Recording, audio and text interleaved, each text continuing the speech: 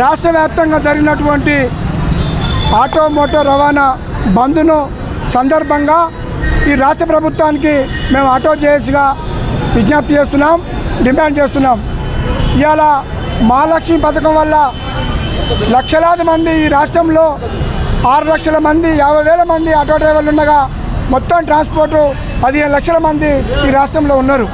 ఈ ఉచిత బస్సు వలన రోడ్డున పడ్డటువంటి ఆటో కార్మికులను ప్రభుత్వం వెంటనే ఆదుకోవాలని చెప్పి డిమాండ్ చేస్తున్నాం.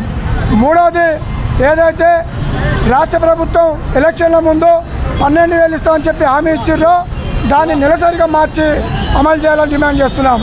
మూడవది, ఈఎస్ఐతో కూడుకున్నటువంటి సంక్షేమ బోర్డు ఏర్పాటు చేయాలని చెప్పి కూడా డిమాండ్ చేస్తున్నాం. అదేవిధంగా ఉపాధి కోల్పోయి రోడ్డున పడి ఆత్మహత్యలు చేసుకున్నటువంటి ఆటో కుటుంబాలను ఆదుకొని వాళ్ళకు 10 లక్షల రూపాయలు ఎక్స్‌గ్రేషియా ఇవ్వాలని చెప్పి ఈ రాష్ట్ర ముఖ్యమంత్రి గారికి మేము ఆటో సంఘాలుగా మోటార్ రవాణా సంఘాలుగా డిమాండ్ చేస్తున్నాం. జరుగుతున్న హిట్ అండ్ రన్ పైన ఓలా, ఊబర్, అలాగే ర్యాపిడో, పోర్టర్ అనే బండ్లకి అందరి యాప్ ఆధారితంగా గిగ్ మరియు ప్లాట్ఫామ్ వర్కర్ల పని పనిచేస్తున్న వాళ్ళందరూ కూడా ఈ నిరసనలో పాల్గొనడం జరిగింది. భారతదేశ వ్యాప్తంగా ఇది ఏదైతే హిట్ అండ్ రన్ చట్టం తీసుకొచ్చిందో కేంద్ర ప్రభుత్వం రద్దు చేయాలనేది కేంద్ర ప్రభుత్వం కోరుతున్నాం.